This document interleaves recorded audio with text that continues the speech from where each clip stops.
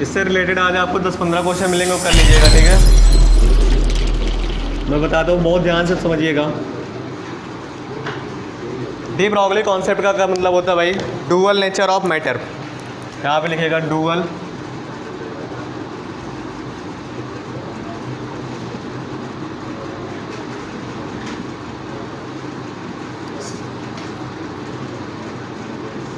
कौन आवाज़ कर रहा है रे छोरे? इधर सुन, आवाज़ क्यों कर रहा भाई? आप ऐसे ही तुम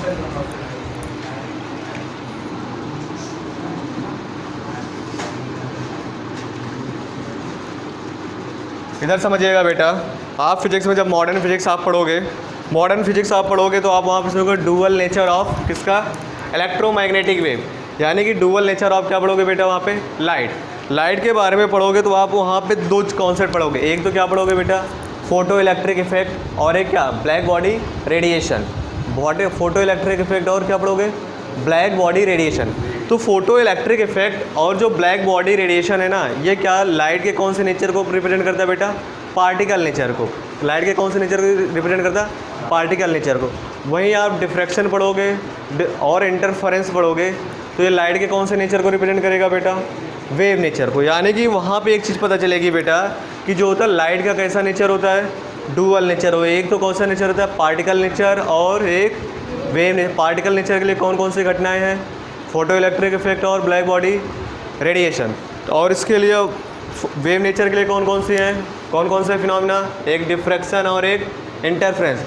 तो डी ब्रॉगली ने बताया बेटा जिस तरह से लाइट का क्या होता है, जिस तरह लाइट का क्या होता है? डुअल नेचर होता है, उसी तरह किसी भी मूविंग पार्टिकल का कैसा नेचर होता है? डुअल नेचर होता है। किसी भी मूविंग पार्टिकल का कैसा नेचर होता है?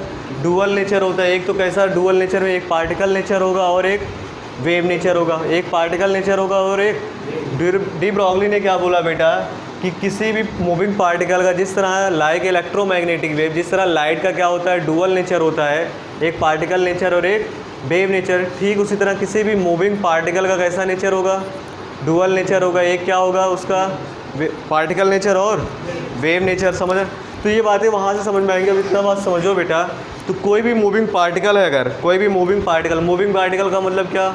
जो चल रहा हो, जिसके पास कुछ ना कुछ क्या हो? वेलोसिटी हो। फॉर एनी मूविंग पार्टिकल बेटा विच हैविंग मास है, जिसका अगर पार्टिकल है उसका क्या होगा? कुछ ना कुछ मास होगा कि नहीं होगा? उसके पास वेलोसिटी है, तो बेटा उससे जो वेवलेंथ एसोसिएटेड होगी, अभी लिखना मत कुछ भी, अभी मैं लिखाऊंगा, जिससे वेवलेंथ, अब देखना बहुत ध्यान से, उससे जो वेवलेंथ एसोसिएटेड होगी उसका फॉर्मूला जो होता है लैम्डा इक्वल टू क्या होता है बेटा? H upon p. लैम्डा क्या है बेटा? Wavelength. De Broglie wavelength associated with moving. भाई अगर उसका वेव नेचर है तो वेव की प्रॉपर्टी को कौन बताता है? वेवलेंथ बताएगा। अगर वेव है तो उसके पास कुछ ना कुछ क्या होगी? वेवलेंथ होगी। वो वेवलेंथ का फॉर्मूला क्या होता है? Lambda equal to h upon p. Lambda क्या है? वेयर। लैम्डा जो है बहुत ध्यान समझिएगा, वेयर लैम्डा क्या है भाई?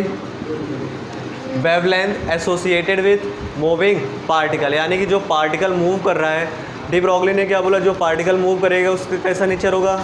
वेव नेचर होगा। वेव नेचर होने की वजह से उसमें क्या होगा बेटा? उसके पास कुछ ना कुछ वेवलेंथ होगी। तो वेवलेंथ जो एसोसिएटेड है तो इसे क्या बोलेंगे? डी ब्रॉगली वेवलेंथ भी बोलते हैं। डी ब्रॉगली वेवलेंथ, या क्या बोलेंगे बेटा? Wavelength associated with moving particle. P H क्या है?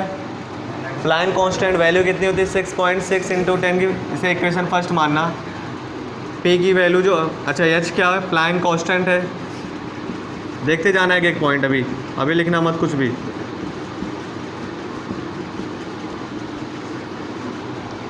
पी क्या है?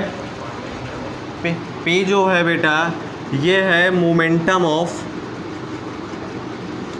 एक क्वांटिटी होती है, फिजिक्स में पढ़ोगे, अब धीरे धीरे आएगा। मैकेनिक्स पढ़ रहे हो, मैकेनिक्स आप फिजिक्स में कहाँ पहुँच गए हो अभी? अब धीरे धीरे मोमेंटम आएगा, ठीक है। तो मोमेंटम ऑफ क्या होगा बेटा? Particle. Momentum of moving particle. अच्छा पी इक्वल टू क्या होता है बेटा? M into we. एम क्या होता है? जो पार्टिकल उसका मास, वी क्या है? किस वेलोसिटी से मूव कर रहा है। तो लैम्डा इक्वल टू क्या कर सकते हैं बेटा? एच अपॉन एम बी, ए भी कर सकते हैं कि नहीं। एम क्या है, जो पार्टिकल मूव कर रहा है उसका मास। वी क्या है बेटा, किस वेलोसिटी के साथ मूव कर रहा है। तो ये फॉर्मूला समझ में आया क्या, बोलो। अभी और देखो बहुत ध्यान से, एक चीज़ अपन बोल सकते हैं बेटा कि अगर हमें चार्जेटिक मतलब जो भी पार्टिकल मूव कर रहा है उसकी हमें क्या दी हुई, काइनेटिक एनर्जी गिवन हो, तो दूसरा अपन बोल सकते हैं व्हेन, केस सेकंड में बोल सकते हैं when kinetic energy is given. तो फॉर्मूला क्या होगा,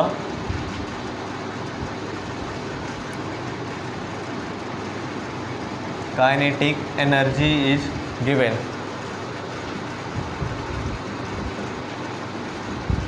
तो काइनेटिक एनर्जी का फॉर्मूला क्या होता है, के equal to half m v square,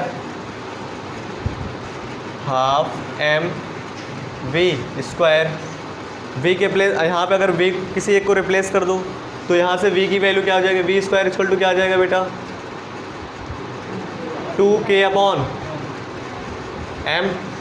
तो वी इक्वल टू कितना आ जाएगा, under root 2k by m. Under root 2k by v की वैल्यू कहाँ पे पुट करो, इक्वेशन फर्स्ट में। फ्रॉम इक्वेशन फर्स्ट, इसे इक्वेशन भी फर्स्ट ये भी बोल सकते हो, from equation first lambda equal to क्या हो जाएगा, बोलते जाओ एच अपॉन एम। बी के प्लेस पे क्या करोगे बेटा, under root 2k by M. अच्छा यम अंदर जाएगा तो क्या बन जाएगा, एम स्क्वायर बन जाएगा। एम स्क्वायर से एक एम कैंसिल हो जाएगा। तो लैम्डा का जो फॉर्मूला आएगा क्या हो जाएगा, H upon under root 2k। ये फॉर्मूला भी कई बार छोटे मोटे एग्जाम में पूछा गया, ठीक है। काइनेटिक एनर्जी गिवन हो तो क्या होगा, अगर काइनेटिक एनर्जी गिवन हो, मास गिवन हो, तो फॉर्मूला डायरेक्ट क्या होता है, lambda equal to h upon under root 2k m. K क्या है, एम क्या है, मास, किसका मास, जो पार्टिकल मूव कर रहा है, और लैम्डा क्या है, उस वे पार्टिकल से जो वेवलेंथ एसोसिएटेड होगी उसका फॉर्मूला है, ठीक है। अच्छा एक चीज़ मैंने बताया था बेटा कि जो चार्जेटिक पार्टिकल होता है उसकी काइनेटिक एनर्जी क्या होती है, पॉजिटिव तो हमेशा होती है, क्यू वी होती है ना। मतलब किसी भी चार्ज को अगर आप उसको वोल्टेज दे दो तो उसके पास क्या आ जाएगा, काइनेटिक एनर्जी आ जाती है, बोलो। तो हम जनरली जो होता है इलेक्ट्रॉन के लिए हम निकालना चाहते हैं, इधर देखो बहुत ध्यान देखना, केस थर्ड देखो यहाँ पे। यहाँ तक कोई दिक्कत अभी तक किसी को कोई प्रॉब्लम, कोई हाँ कहाँ पे क्या हुआ,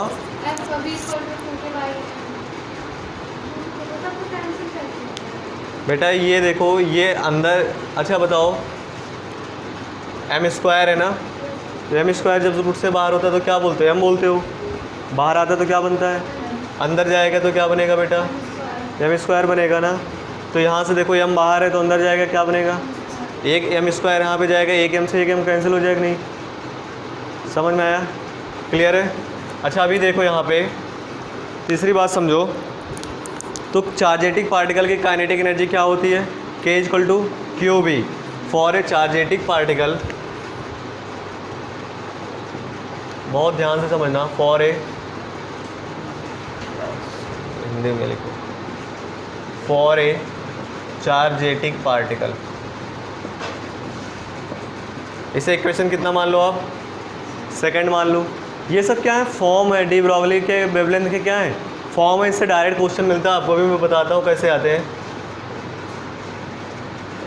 चार्जेटिक पार्टिकल, तो k equal to kinetic energy का फॉर्मूला उसके लिए क्या होता है, के equal to q into v, यानी कि चार्ज कितना है और वी वोल्टेज। वी यहाँ पे क्या होगा, कैपिटल वी वोल्टेज होगा यहाँ पे। अच्छा आप कंफ्यूज ना हो तो यहाँ पे स्मॉल वी लिखना, ठीक है। ये स्मॉल वी है, वी फॉर स्मॉल वी किससे रिप्रेजेंट करता है, वेलोसिटी को किससे रिप्रेजेंट करते हो, स्मॉल वी से रिप्रेजेंट करते हो ना। क्यू इंटू यहाँ पे किससे लिखोगे, कैपिटल वी। कैपिटल वी क्या रिप्रेजेंट कर रहा है, वोल्टेज। कैपिटल वी क्या है, वेयर कैपिटल वी क्या है भाई, वोल्टेज है। ये बताओ के क्या है, काइनेटिक एनर्जी, किसकी एनर्जी, चार्जेटिक पार्टिकल की। भाई ये काइनेटिक एनर्जी का फॉर्मूला किसके लिए, चार्जेटिक पार्टिकल के लिए। आप इलेक्ट्रोस्टैटिक में पढ़ोगे, ठीक है। थोड़ा बहुत अगर आप पढ़ के आए हो 12th तो इतना तो आना चाहिए।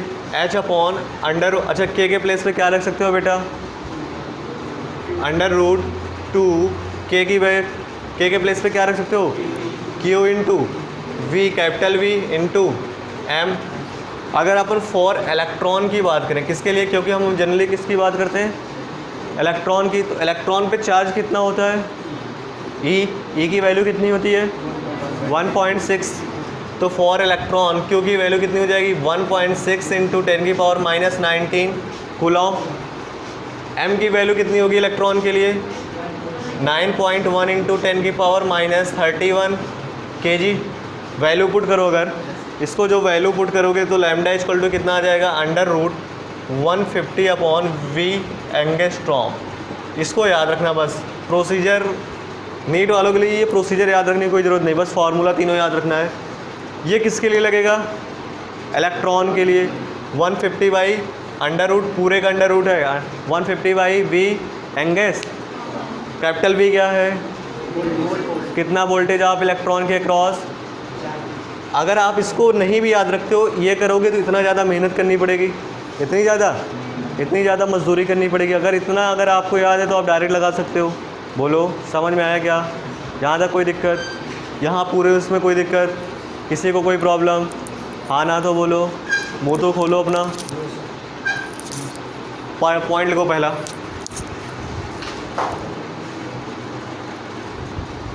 आया समझ में। तो फार्मूला वगैरह क्यों नहीं याद रहता भाई आपको, हाँ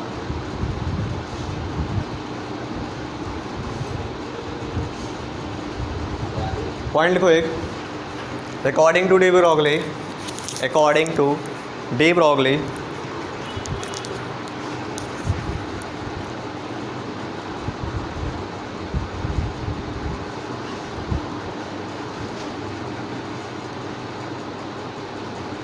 like electromagnetic wave, according to de Broglie, like electromagnetic wave या like electromagnetic wave, ब्रैकेट में लिख देना लाइट like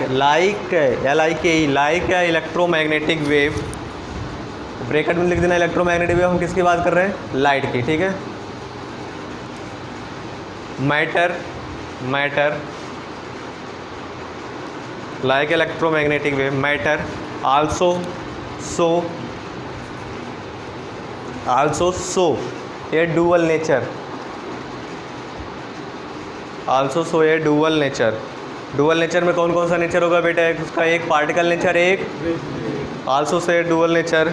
लिख लेना आगे, particle nature as well as wave nature, particle nature as well as wave nature. तो आपको ये मॉडर्न फिजिक्स जब आपको पढ़ाया जाएगा वहाँ पे क्लियर हो जाएगा, ठीक है। हमारे उस सिलेबस में है नहीं केमिस्ट्री के, तो इसलिए हम नहीं बता रहे हैं, क्लियर है। Black body radiation, photo electric effect, ये सब है नहीं। सेकंड पॉइंट लिखना, when A particle having mass m,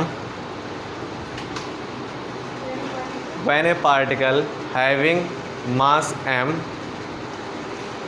moving with velocity v, having mass m moving with velocity v, then de Broglie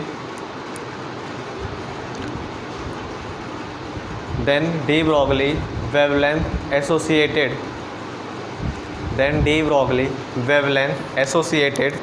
with particle is given by, अब यहाँ से छापना start कर दो। देखो ये लैंग्वेज मुझे लिखाने की ज़रूरत नहीं पड़ती, लेकिन कुछ लोगों का then de Broglie wavelength associated with particle is given by, फिर यहाँ से लिखो। इतनी लैंग्वेज लिखाने की ज़रूरत नहीं पड़ती, टारगेट बैच में इतनी लैंग्वेज लिखाई नहीं जाती, फाउंडेशन बैच में लिखाई जाती है, लेकिन कुछ लोगों का बेस काफ़ी वीक, इसलिए लिखाना पड़ रहा है मुझे।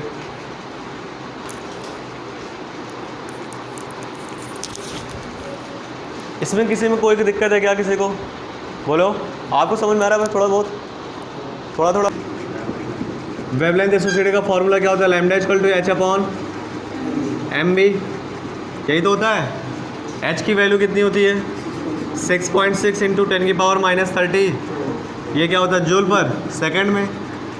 50 ग्राम, ये SI यूनिट नहीं तो SI यूनिट में कन्वर्ट करोगे, 1 ग्राम में कितने किलोग्राम 10⁻³ बोलो, तो इसे कन्वर्ट करोगे 50 इंटू 10 की पावर, और यहाँ पे कितना है 200 है, ये तो SI यूनिट में इसमें कोई दिक्कत नहीं है। कितने जीरो है? 2 1 3 जीरो है। 3 जीरो से 3 जीरो कैंसिल हो जाएगा। ये प्लस का 3 है, ये माइनस का 3 है, तो कैंसिल हो जाएगा। तो कितना आया?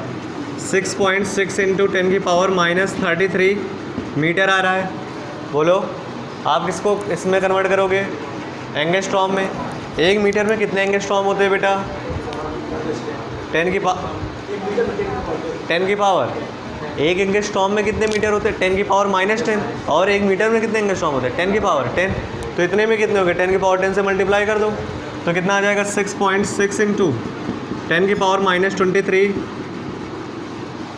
यही तो आया। बोलो यहाँ तक कोई दिक्कत? दूसरा क्वेश्चन लिखो।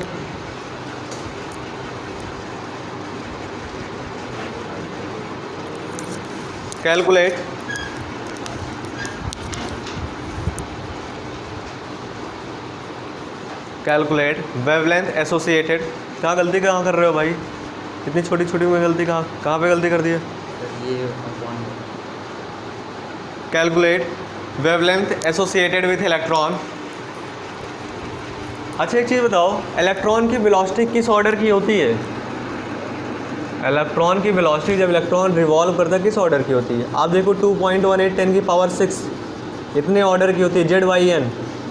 तो Z/n का कुछ भी करो, ये वैल्यू कितनी आएगी? या तो इससे ज़्यादा तो मतलब Z/n की वैल्यू कितनी होगी? 10 से ज़्यादा तो होगी नहीं। तो यानी कि जो इलेक्ट्रॉन की वेलोसिटी होगी किस ऑर्डर की होगी? 10 की पावर 6 के ऑर्डर की होती है।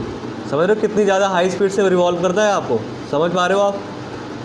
चलो मैं बताता हूँ। Calculate wavelength associated with electron moving with 2 into 10 की पावर 6 मीटर पर सेकेंड।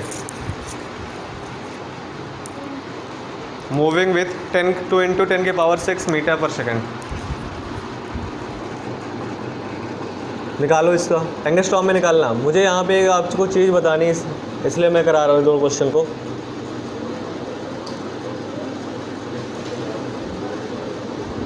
फॉर्मूले में ही तो वैल्यू पुट करनी है। आप लोग क्या कर रहे हो इतना बेटा? नहीं समझ में आ रहा है क्या? बेटा एक इलेक्ट्रॉन है, कितने वेलोसिटी से मूव कर रहा है, उससे क्या कितनी वेवलेंथ एसोसिएटेड हो गई, यही तो निकालना है। तो लैम्डा इक्वल टू क्या होता है? h/p होता है ना। इलेक्ट्रॉन का मास आपको पता है कितना होता है? मास रख दो, वेलोसिटी दिया है, वेलोसिटी रख दो, बस आंसर आ जाएगा।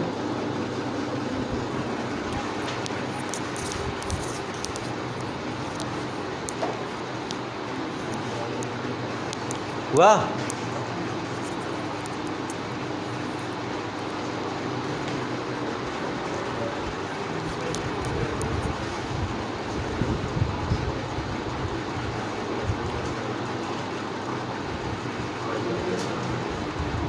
कितना आया?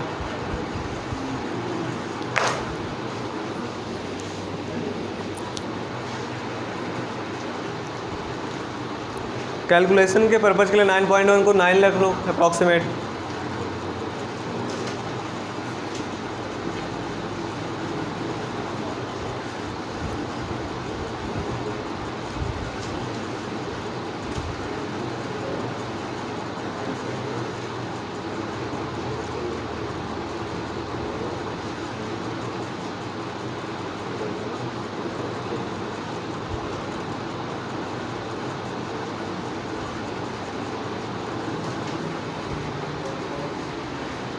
इधर देखो, जिनसे नहीं हुआ है। इलेक्ट्रॉन का मास कितना होता है बेटा? बोलो। 9.1 इंटू 10 की पावर माइनस 31 kg। वेलोसिटी कितनी दिया है? 2 इंटू 10 की पावर 6 मीटर पर सेकेंड। वेवलेंथ जो इससे आया कितना आया? एंगस्ट्रॉम। लैम्डा इक्वल टू कितना होता है? h/mb। h की वैल्यू कितनी होगी? 6.6 इंटू 10 की पावर माइनस 34। मास कितना है?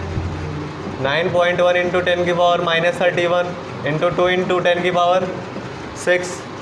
यहाँ तक कोई दिक्कत? सॉल्व करो सबको। 6.6 अपॉन 9 इंटू 9.1 इंटू 2 कर दो। क्लियर है?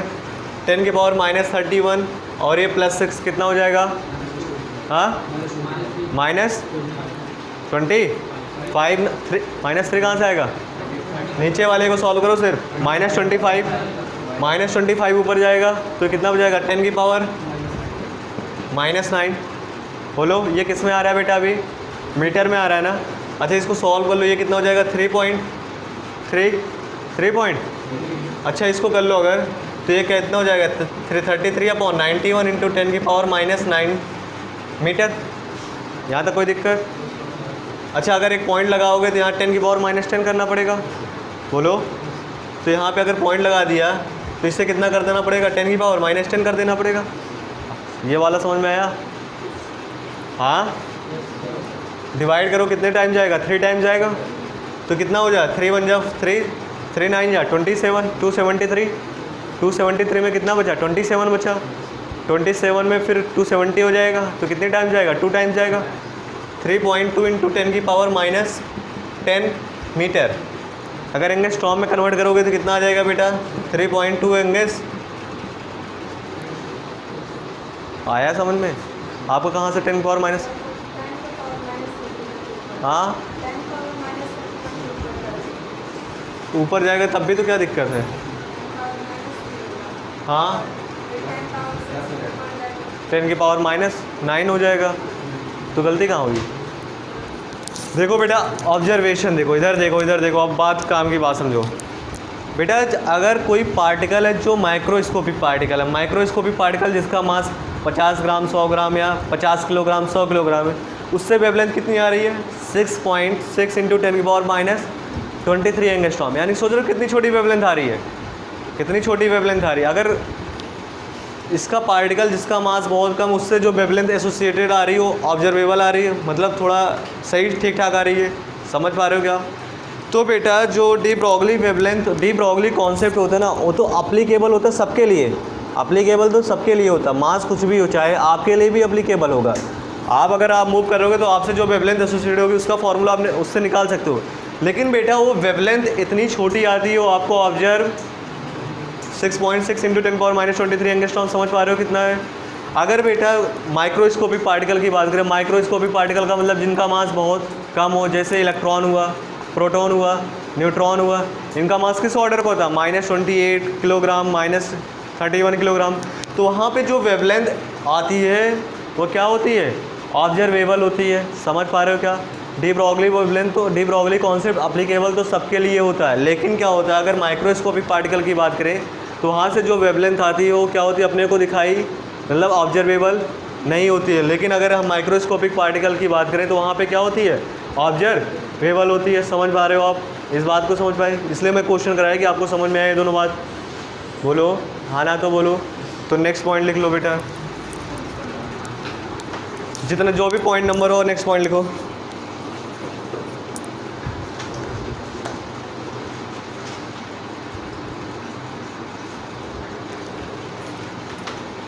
De Broglie concept,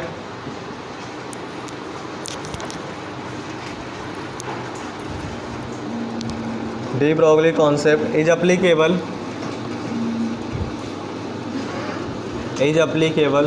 for any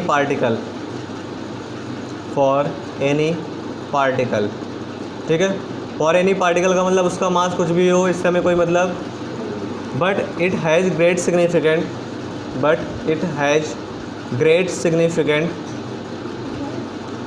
significant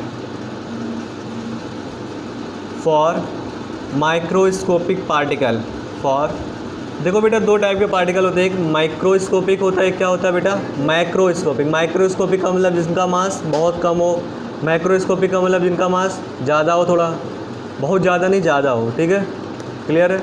जैसे टेनिस बॉल हुआ, बॉल हुआ, आप हुए, कार हुआ, कुछ भी हो तो सब कैसे हैं माइक्रोस्कोपिक। इलेक्ट्रॉन हुआ, प्रोटॉन हुआ, न्यूट्रॉन हुआ, ये सब कैसे पार्टिकल है बेटा माइक्रोस्कोपिक पार्टिकल।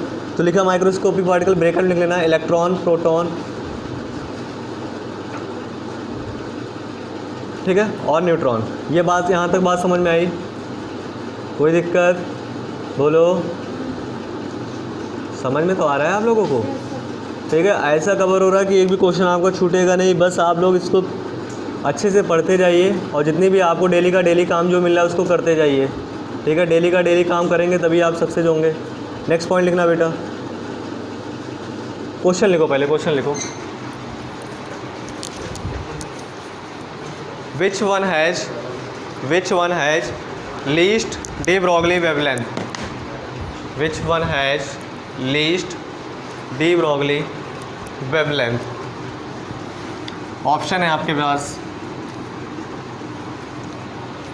ब्रैकेट में लिख लेना which one moving with same velocity, moving with same velocity. आपका ऑप्शन है बेटा हाइड्रोजन H2, सेकेंड ऑप्शन है आपके पास हीलियम। क्या हुआ, आवाज़ कहाँ से आ रही है? थर्ड ऑप्शन है आपके पास CO2, फोर्थ ऑप्शन है बेटा SO2। अभी मैंने क्या बताया बेटा, जिसका मास ज़्यादा होगा उससे वेवलेंथ कम होगी। क्यों, हमें क्या बताना है बेटा, लीस्ट बताना है ना, यानी कि सबसे कम वेवलेंथ किसकी होगी, जिसका मास सबसे ज़्यादा होगा। कम कैसे होगा बेटा, हमने लीस्ट बोला है, मैक्सिमम नहीं बोला। लीस्ट कब होगा भाई, lambda equal to inversely proportional m के ना, जिसका मास ज़्यादा उससे वेवलेंथ, जिसका मास ज़्यादा उसका वेवलेंथ कम। हमें तो लीस्ट वेवलेंथ बताना है, यानी कि सबसे कम वेवलेंथ किसकी होगी, सबसे कम वेवलेंथ उसकी होगी जिसका मास सबसे ज़्यादा होगा। सबसे ज़्यादा मास इसमें किसका है, तो कौन सा ऑप्शन करेक्ट है? क्लियर है यहाँ तक, समझ में आ रहा है आपको? हाँ, नहीं आ रहा है, बिल्कुल भी नहीं आ रहा। हाँ, जो बताया फिर से बता दे। ये बताओ लैम्डा इक्वल टू क्या है बेटा, H/mb आया था ना डी ब्रॉगली वेवलेंथ के लिए। किस वेलोसिटी से मूव कर रहे हैं, सेम वेलोसिटी से मूव कर रहे हैं। अगर सेम वेलोसिटी से मूव कर रहे हैं तो लैम्डा इन्वर्सली प्रोपोर्शनल किसके आगे बेटा, 1/m के। तो जिसके लिए m सबसे ज़्यादा होगा उसके लिए लैम्डा क्या होगा, सबसे कम होगा। हमें सबसे कम वेवलेंथ बतानी है, तो आप इनमें चेक कर लो सबसे ज़्यादा मास किसका है। सबसे ज़्यादा मास किसका, इसका 2 होता है, इसका कितना होगा, इसका भी 2 होता है, नहीं 4 होता है हीलियम का। इसका कितना होता है, 44 होता है। इसका कितना होता है, 32/64 होता है। सबसे ज़्यादा मास किसका आ रहा है, तो सबसे कम वेवलेंथ किसकी होगी। समझ में आया? नेक्स्ट पॉइंट लिखो बेटा, नेक्स्ट पॉइंट समझो, अब बहुत ध्यान समझना इससे भी।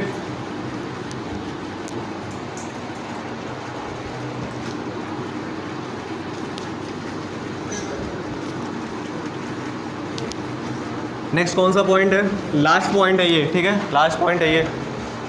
अकॉर्डिंग टू बोर मॉडल, इधर देखो, अब देखो बहुत ध्यान समझना। अकॉर्डिंग टू, जो भी नेक्स्ट पॉइंट है, आवाज़ कहाँ से हो रही है भाई, आज कितनी बातें हैं आप लोगों की ख़त्म नहीं हो रही हैं।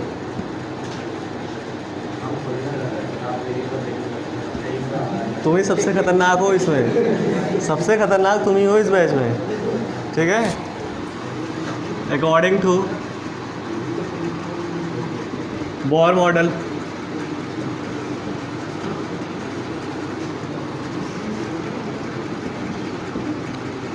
बोर मॉडल के अकॉर्डिंग क्या होता है बेटा, जो एंगुलर मोमेंटम होता है किसका होता है, NH/2π का इंटीग्रल मल्टीपल होता है।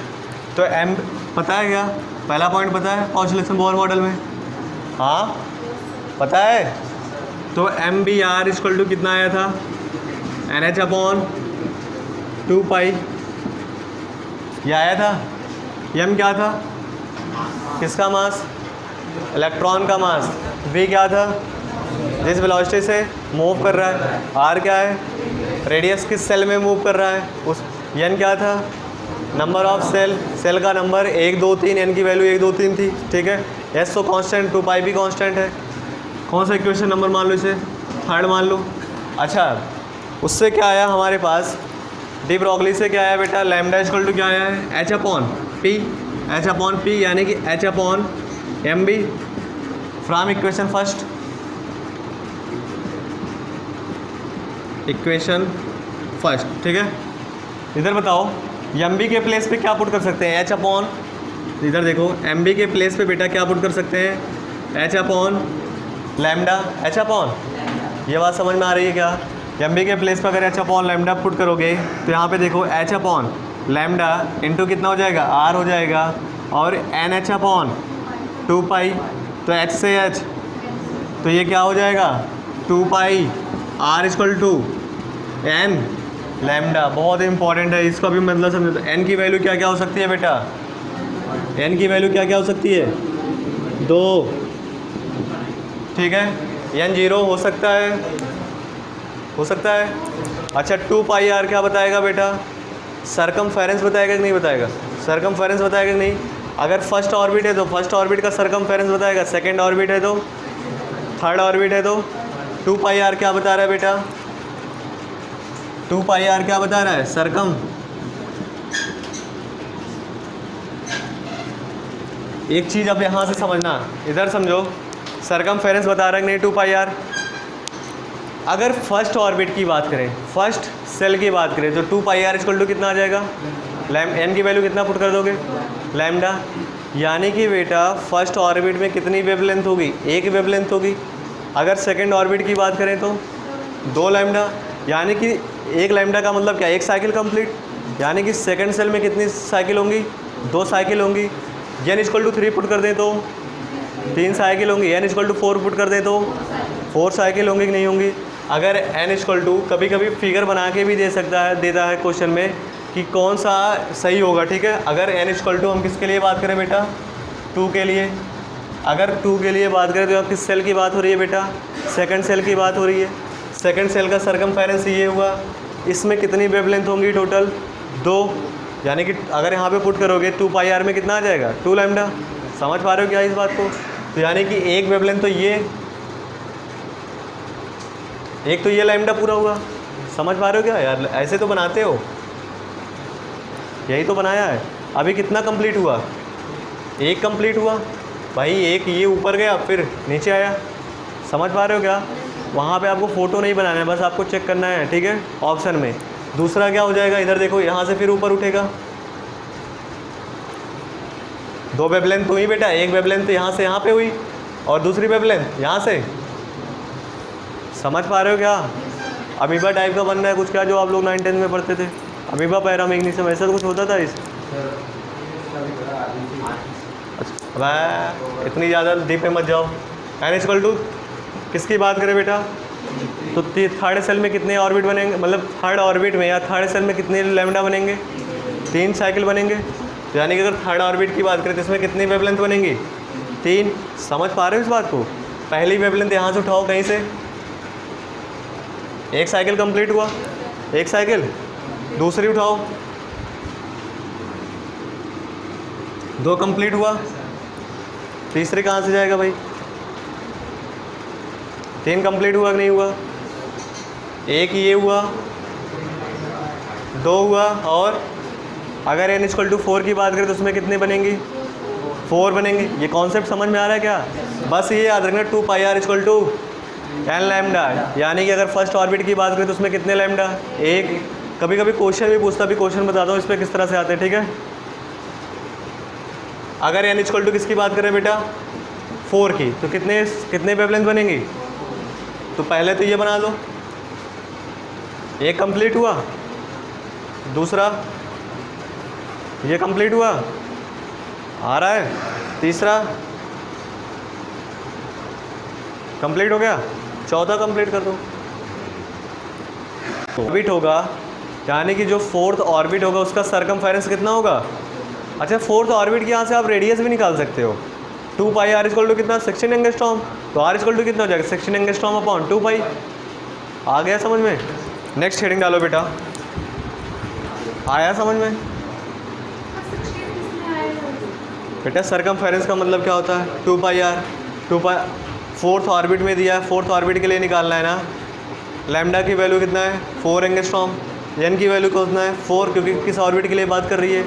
4th ऑर्बिट के लिए क्वेश्चन में बात हो रहा है। तो 2 पाई आर इक्वल टू 4 × 4 तो कितना आ जाएगा? 16 एंगस्ट्रॉम। हाँ एंगस्ट्रॉम में ही तो आएगा ना। नेक्स्ट हेडिंग डालो बेटा। खत्म हुआ डी ब्रॉगली, ठीक है।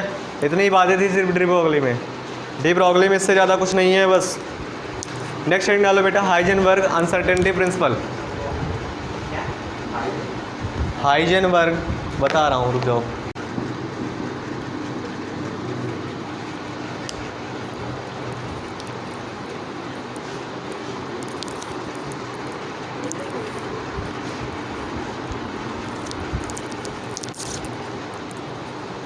इधर समझो आप। अनसर्टेनिटी का मतलब क्या होता है बेटा? अनिश्चितता। अनिश्चितता का मतलब आप जिसका एग्जैक्ट डिटरमाइन ना कर पाओ, एग्जैक्ट मेजरमेंट ना कर पाओ। यानी कि बेटा अनसर्टेनिटी की वजह से ही तो एरर का कॉन्सेप्ट आया। भाई किसी को आप जब मेजरमेंट करते हो उसमें जो अनसर्टेनिटी होती है वही तो एरर बताता है। इसका मतलब क्या हुआ बेटा? अच्छा ये बताओ, यानी कि जो इलेक्ट्रॉन रिवॉल्व कर रहा है बेटा, इलेक्ट्रॉन रिवॉल्व कर रहा है, उसका कैसा नेचर हो गया? अब वेव नेचर हो गया। तो जब वेव नेचर हो गया बेटा, आपको पता है वेव नेचर है, अगर वेव नेचर है किसी भी पार्टिकल का, तो एक तरह से एक साथ आप उसका अनसर्टेनिटी का मतलब क्या हुआ बेटा? हाइजेनबर्ग अनसर्टेनिटी प्रिंसिपल का इतना सा मतलब हुआ कि आप किसी बेटा माइक्रोस्कोपिक पार्टिकल के लिए एग्जैक्ट मेजरमेंट नहीं कर सकते। किसका? पोजीशन और मोमेंटम का एक साथ आप मोमेंटम और पोजीशन का एग्जैक्ट मेजरमेंट नहीं कर सकते। अगर आप एग्जैक्ट मेजरमेंट कर रहे हैं एक साथ, अलग अलग कर सकते हो, बट अगर एक साथ आप मेजरमेंट कर रहे हो एक साथ, तो उसमें कुछ ना कुछ एरर आएगी, ये डेफिनेटली है, ठीक है। और वो एरर कितनी होती है बेटा? वो जो एरर होती है, पहले पॉइंट लिखो फिर मैं बताता हूँ। It is impossible to measure, it is impossible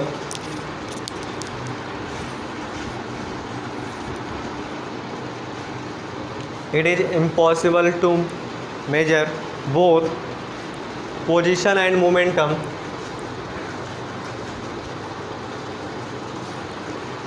it is impossible to measure position and momentum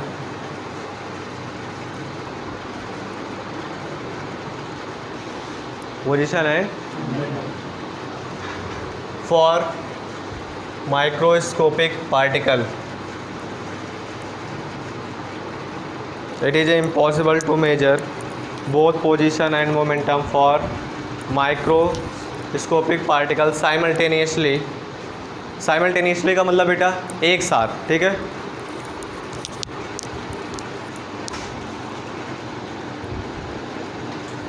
with certainty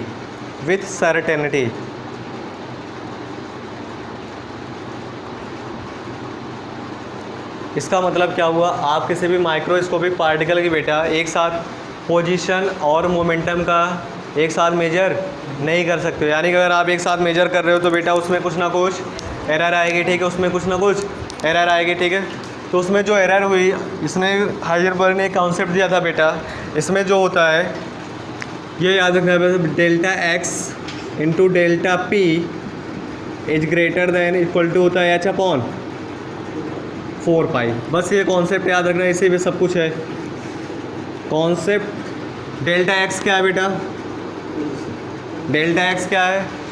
uncertainty in position. यानी कि आप अगर पोजीशन अगर दोनों को एक साथ मेजर कर रहे हो तो delta x into delta P क्या होगा? ग्रेटर देन होगा H/4 पाई के। डेल्टा एक्स क्या है भाई? अनसर्टेनिटी इन पोजीशन।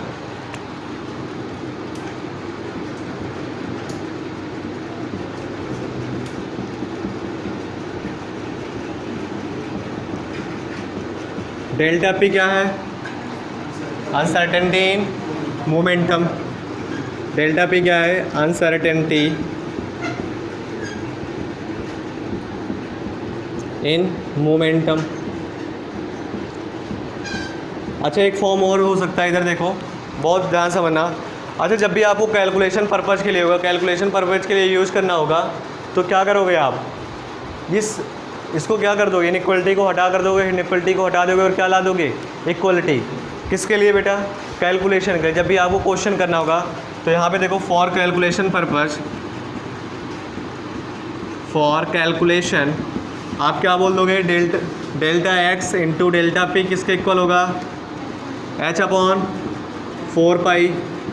ये बात समझ में आया क्या? सेकंड बात समझो, अभी इधर समझो आप। डेल्टा पी क्या होता है बेटा?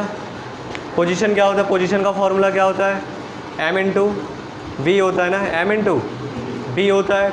एक चीज़ बताओ, इलेक्ट्रॉन या मास में तो कोई अनसर्टेनिटी होगी नहीं, क्योंकि मास तो पता है। तो डेल्टा पी इक्वल टू क्या होगा? m/डेल्टा v। भाई ये बताओ, अगर p के इक्वल टू, दूसरा पॉइंट देखो, p इक्वल टू क्या होता है बेटा? m/, वो मोमेंटम इक्वल टू क्या होता है? m mass into velocity. तो डेल्टा p क्या होगा? m/डेल्टा v होगा कि नहीं होगा? वैल्यू पुट करो अगर यहाँ पे फ्रॉम इस इक्वेशन में, तो delta x from equation first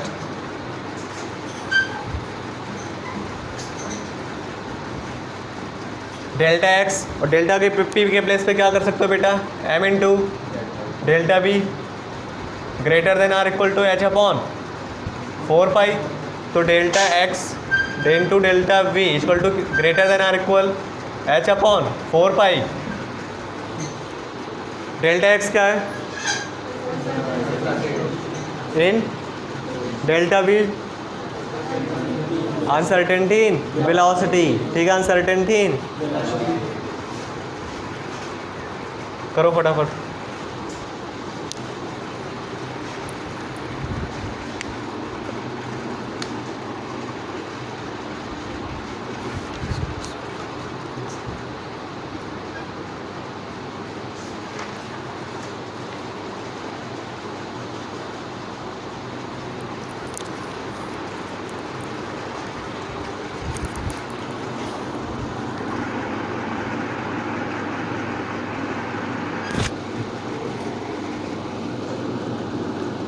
मैंने स्टेटमेंट क्या लिखा है बेटा थोड़ा बताना। तो it is impossible to measure both position and momentum, आगे it is impossible to measure both position and momentum simultaneously लिखो, साइमल्टेनियसली तो यहाँ पे लाओ, ठीक है, नहीं तो स्टेटमेंट गलत हो जा रहा है। It is impossible to measure both position and momentum simultaneously for microscopic particle. Simultaneously जहाँ पे लिखो उसको कट कर दो। It is impossible to measure both position and momentum simultaneously, ठीक है, पहले पोजीशन एंड मोमेंटम के बाद क्या ला दो, समझ पा रहे हो मैं क्या बोल रहा हूँ, simultaneously for microscopic particle with certainty, और कहीं दिक्कत नहीं है, बस साइमल्टेनियसली क्या ला दो, एक साथ। साइमल्टेनियसली का मतलब क्या हुआ बेटा, एक साथ। आप क्या कर रहे हो, एक साथ पोजीशन की भी मेजरमेंट कर रहे हो और एक साथ क्या कर रहे हो, आप खुद बताओ बेटा। इलेक्ट्रॉन का नेचर कैसा है, वेव नेचर है। अगर आप पोजीशन डिसाइड करने जाओगे तो मोमेंटम की बात नहीं कर सकते हो वेव के लिए, ठीक है, या मोमेंटम की बात करो, क्योंकि उसकी पोजीशन जो होती है हर टाइम क्या हो रही है, चेंज हो रही है। तो आप अगर एक साथ मेजरमेंट करो, ऑब्वियस सी बात है उसमें क्या होगा, कुछ ना कुछ एरर आएगा, ठीक है। और वो एरर क्या होता है, delta x into delta p is greater then H upon 4 पाई। समझ में आया क्या। अच्छा, आपने मेजरमेंट में पढ़ा होगा बेटा, ऐसा लिखा होता है जब किसी को कैलकुलेशन, जब आप मेजर करते हो तो कैसे लिखते हो, v plus minus delta v लिखते हो ना, पढ़ा इस टाइप का question, v plus minus delta v. V क्या है बेटा, वेलोसिटी है, और डेल्टा वी क्या होता है, उसमें अनसर्टेनिटी है, कितना अनिश्चितता आ रही है उसमें, वो प्लस में भी हो सकती है माइनस में भी हो सकती है। समझ पा रहे हो, स्टेटमेंट चेंज किया क्या आपने, हाँ स्टेटमेंट चेंज कर लिया, समझ में तो आ रहा है आपको। Uncertainty in position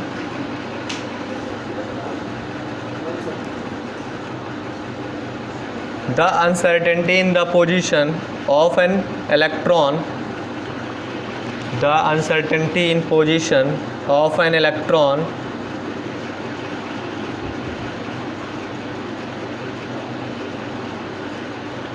the uncertainty in the position of electron moving with velocity of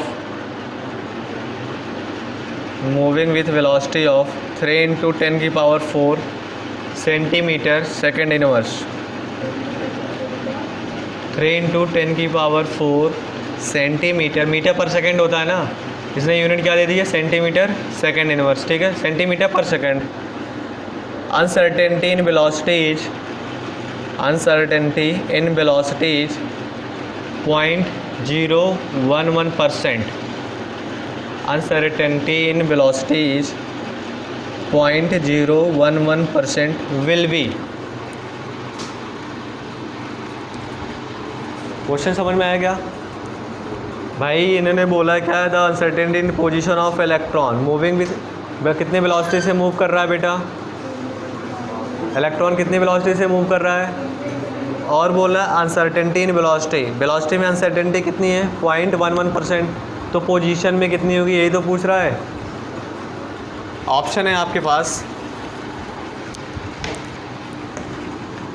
option लिख लो आप फटाफट।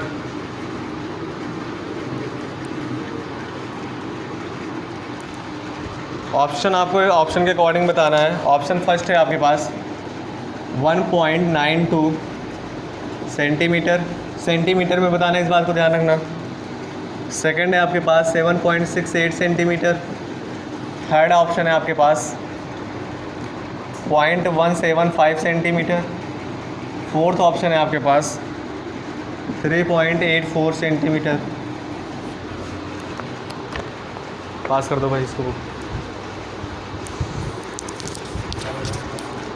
आज की रिव्यू में आपको 12 से 15 क्वेश्चन मिलेंगे इसी कॉन्सेप्ट पे, डी ब्रॉगली और हाइजेनबर्ग पे, ठीक है।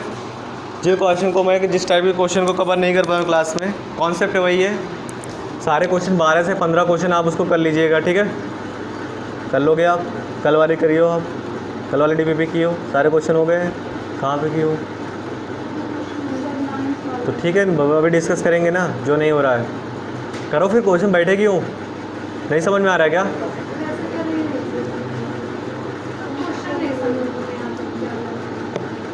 क्वेश्चन नहीं समझ में आता है क्या? लैंग्वेज नहीं समझ में आती?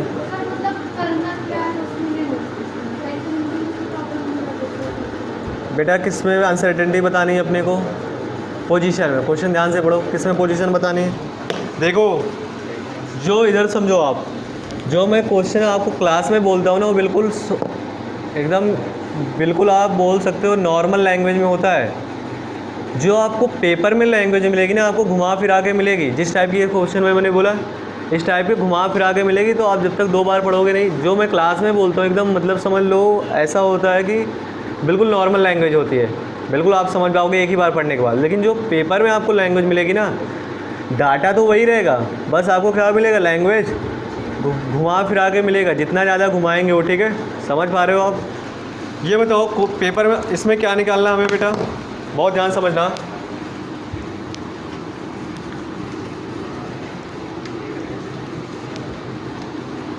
इधर समझो आप, अब देखो इधर पहले एक क्वेश्चन मैं बता रहा हूँ, क्या निकालना हमें, अनसर्टेनिटी इन, यही निकालना है ना। वेलोसिटी कितने से मूव कर रहा है, 3 × 4 सेंटीमीटर पर सेकेंड। और ये बोल रहा है वेलोसिटी में जो आप मेजरमेंट कर रहे हो उसमें एरर कितना है बेटा, 0.011%। तो एक चीज़ बताओ यार, डेल्टा अभी हमने पढ़ा delta x into delta v is greater then h/4πm, यही तो होता है। हमने बताया था कैलकुलेशन पर्पज़ के लिए क्या करोगे आप, इक्वलिटी को हटा दोगे, इनइक्वलिटी को क्या लाओगे, इक्वलिटी लाओगे। तो delta x into delta v greater than h/, यही तो निकालना है, डेल्टा x निकालना है। ये बताओ एरर दिया है ना, अनसर्टेनिटी नहीं दिया है, एरर दिया कितना, परसेंट में दिया है। आप परसेंट कैसे निकालते हो बेटा, डेल्टा v, अगर वेलोसिटी में परसेंटेज निकालना हो, वेलोसिटी में परसेंटेज एरर निकालना हो, फिजिक्स में पढ़े होगे, डेल्टा v इंटू 100 निकालते हो ना, परसेंटेज तो ऐसे निकालते हो ना, delta v into upon v into 100। और ये कितना दिया है, 0.011, यही तो दिया है परसेंटेज। तो डेल्टा v कितना आ जाएगा, डेल्टा v जो आएगा, v की वैल्यू रख दो यहाँ पे। अच्छा डेल्टा v ऐसे डायरेक्ट लिख दो, ये कितना हो जाएगा, 0.011 इंटू v अपॉन, कर सकते हो क्या, यहाँ तक कोई दिक्कत, देख लो यहाँ तक, बोलो। अब वैल्यू पुट करो फटाफट।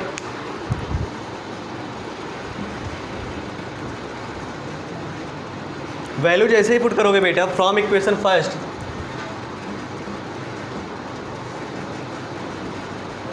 डेल्टा एक्स अपने को निकालना है और डेल्टा बी के प्लेस पे कितना पुट कर सकते हो, 0.011 इंटू बी अपॉन 100 h/4πm, यही तो करोगे। किसके लिए बात हो रही है बेटा, इलेक्ट्रॉन के लिए। तो डेल्टा एक्स इंटू 0.011 बी के प्लेस पे कितना, वेलोसिटी कितनी है, 3 इंटू, हम मीटर में नहीं चेंज कर रहे। मीटर में क्यों नहीं चेंज कर रहे बेटा, हमें आंसर किस में चाहिए, इसलिए हम मीटर में, सेंटीमीटर रहने दो इसको, अपॉन कितना हो जाएगा 100, h की वैल्यू रख दो, कितना हो जाएगा 6.6 इंटू 10⁻34, पाई के प्लेस पे 22/7 रख दो। समझ में आ रहा है?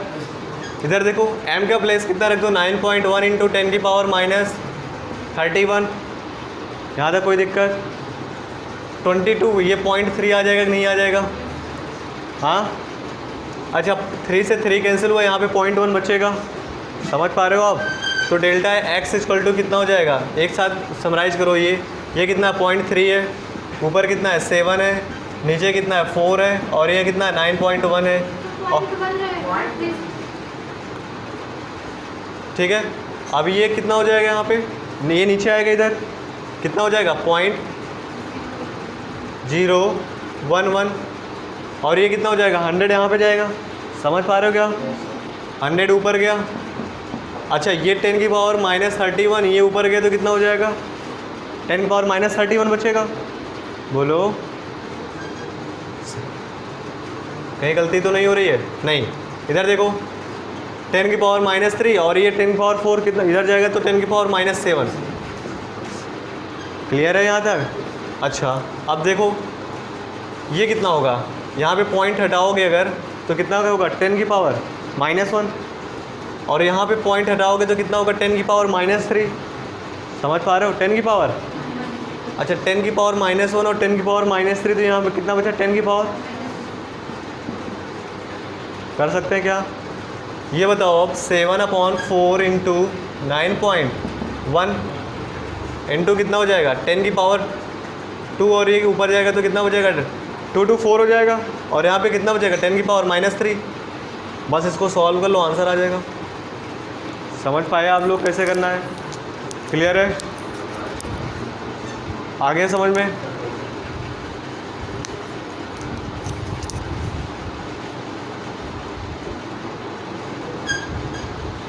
बोल